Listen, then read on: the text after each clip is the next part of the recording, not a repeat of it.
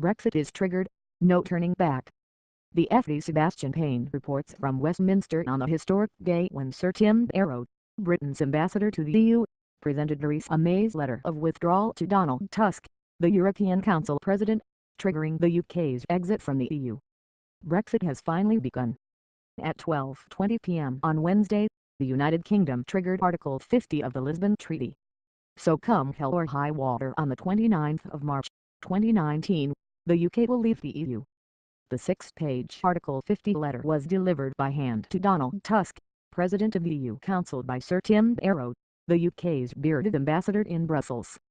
Mr. Tusk said he was disappointed, stating that the EU already misses the UK, and the next few years are purely about damage control.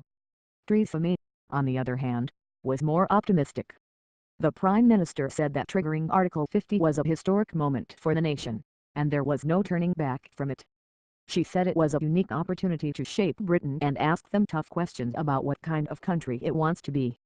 The only really newsworthy item was the suggestion of more devolution to Scotland, Wales, and Northern Ireland after Brexit. But what was notable was the Prime Minister's tone.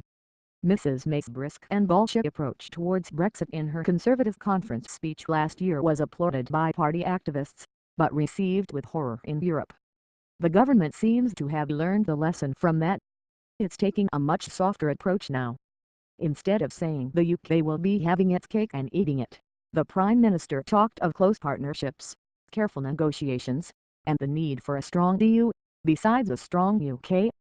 There was only one threat, the reference to weaken security cooperation across the Channel if there was no deal in 2 years' time. The EU will respond to the letter later this week, and negotiations will begin in earnest this summer. It's important to remember what a historic moment this is in British politics. It's a turning point for the UK's relations with both Europe and the rest of the world. The next few years are going to be difficult. There are many pitfalls ahead. But based on what we've seen so far, both sides appear to be keen to make the best of Brexit.